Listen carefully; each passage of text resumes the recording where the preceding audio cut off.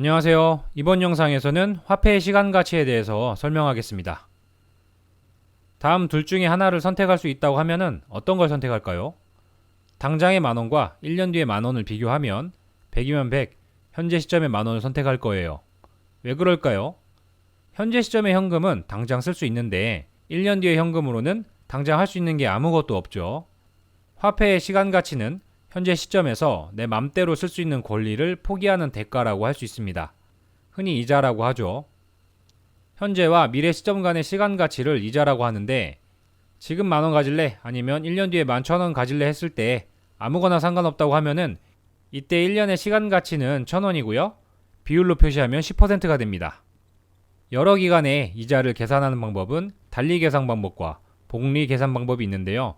달리 계산 방법은 원금에 대해서만 이자가 붙는 거고 복리 계산 방법은 원금뿐만이 아니라 발생한 이자에 대해서도 이자가 다시 한번 붙는 계산 방법입니다. 달리 계산부터 보면 현재 시점에 만원에 대한 이자는 매년 1,000원씩 계산되고요. 예금 잔액도 매년 1,000원씩 증가하겠죠. 복리는 조금 다릅니다. 먼저 첫 기간에는 똑같아요. 원금 만원에 대한 이자 10%가 붙어서 11,000원이 되는 거죠. 두 번째 기간에는 원금 만원이 아니라 1년 동안의 이자 1,000원을 합해서 총 11,000원에 10% 이자가 붙게 되고요. 그래서 이자는 1,100원이고 예금 잔액은 12,100원이 되는 거죠. 세 번째 기간은 어떨까요? 12,100원에 대한 이자 10%가 붙어서 이자는 1,210원이 되고요. 잔액은 13,310원이 되는 거죠. 달리와 복리 차이 이해되죠? 현실에서는 대부분 복리 방법으로 이자를 계산합니다. 달리는 그냥 개념적으로만 있지 실제로 쓰이는 경우는 거의 없어요. 이러한 이자 계산 방법으로 미래 가치와 현재 가치를 구할 수 있는데 미래 가치는 현재 시점의 금액을 미래 시점으로 환산한 겁니다.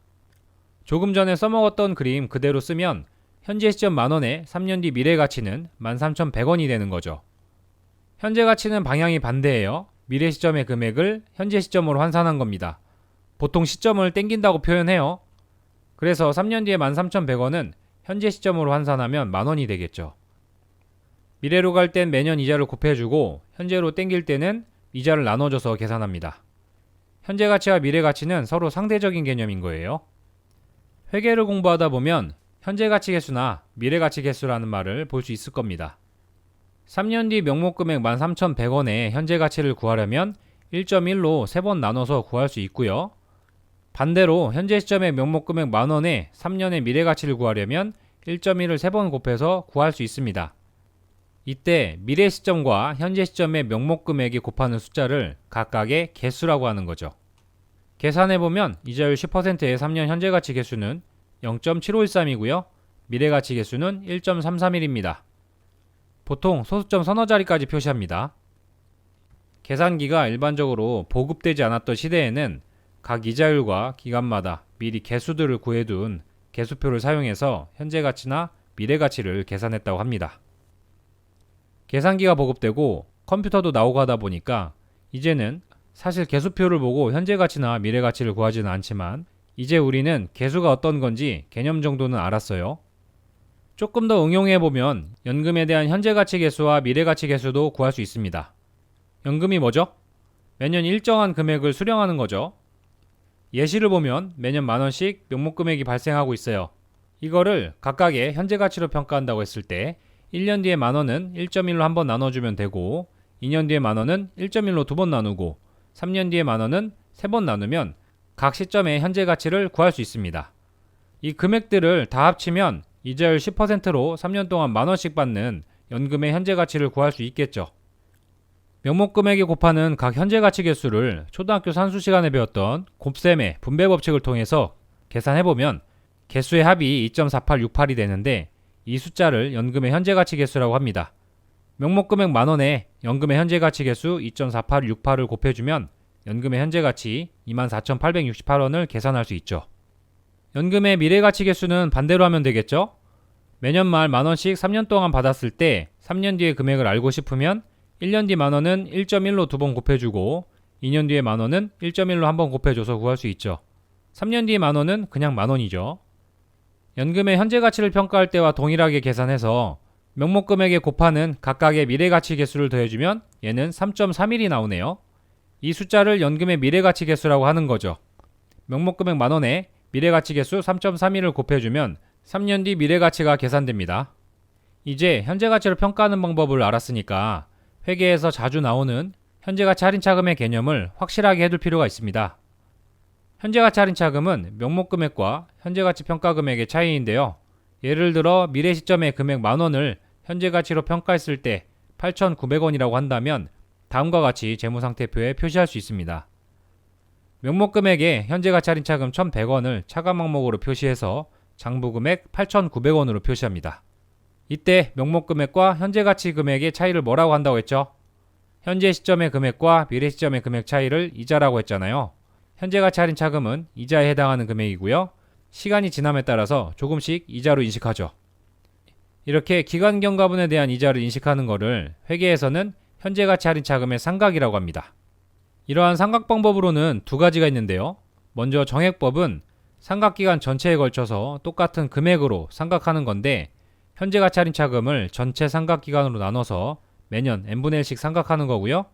분계를 보면 이자 수익을 인식해야 되니까 대변의 이자 수익, 차변에는 현재가치 할인차금 상각액으로 기록합니다. 현재가치 할인차금을 상각하는 다른 방법으로 유효이자율법이 있습니다. 현재가치 할인차금을 상각기간 전체에 걸쳐서 애초에 현재가치 평가를 했을 때 적용했던 이자율로 상각하는 방법입니다. 현재가치 평가에 사용되는 이자율을 유효이자율이라고 하는데요. 그래서 유효이자율법이라고 하는 거고, 유효이자율법에 의한 현재가치 할인차금의 상각액은 실질이자에서 명목이자를 차감해서 계산합니다. 실질이자의 개념을 설명하면 유효이자율법은 현재가치로 평가했을 때 적용했던 이자율, 아까 10%로 계산했었죠. 10%로 현재가치 평가했었으니까 매년 이자 수익을 인식할 때도 10%를 적용해서 계산하자는 거죠. 어디에다 10%를 적용하면 될까요? 직전 장부금액에 유효이자율 10%를 적용하는 겁니다.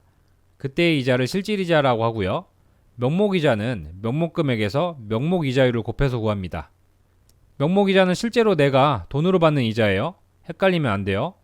두 종류의 이자가 있는 건데 하나는 돈으로 받는 이자, 나머지 하나는 현재가치와 명목금액의 차이에 해당하는 이자인데요. 얘는 돈으로 받는 게 아니라 화폐의 시간가치라고 말했었죠. 영상 처음에 지금 만원 가질래 아니면 1년 뒤에 만원 가질래 했을 때 누구나 지금 만원 갖는 것을 선택한다고 했잖아요. 왜 그런다고 했죠? 화폐의 시간가치 때문에 그런 거죠. 현재가치와 미래의 명목금액 차이도 이자인 거죠. 그래서 명목이자와 실질이자는 다르다는 걸 확인하시고요. 다시 내용으로 돌아가서 현재가치 할인차금 상각액은 실질이자에서 명목이자를 차감한 금액이라고 했는데 식을 정리하면 실질이자는 명목이자 더하기 현재가치 할인차금의 상각액이 됩니다. 현재가치 할인차금은 명목금액과 현재가치 평가액의 차이라고 했고요. 보유기간 동안에 인식해야 하는 화폐의 시간가치가 되는 거죠. 명목금액이 만원인 어떤 채권을 현재가치로 평가했더니 8,900원이라고 했잖아요. 그러면 그 차이금액 1,100원은 채권을 보유하고 있는 기간 전체에 걸쳐서 이자로 인식해야 되겠죠. 현재가치 할인차금의 상각액은 해당 기간의 경과분에 대한 화폐의 시간가치가 되는 거죠.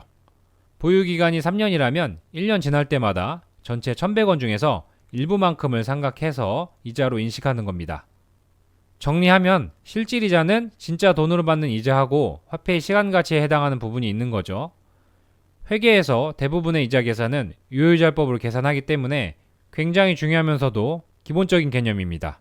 앞으로 계속 나오게 되니까 처음에 확실하게 정리하고 넘어가는 게 좋습니다. 이번 영상의 설명은 여기까지입니다. 감사합니다.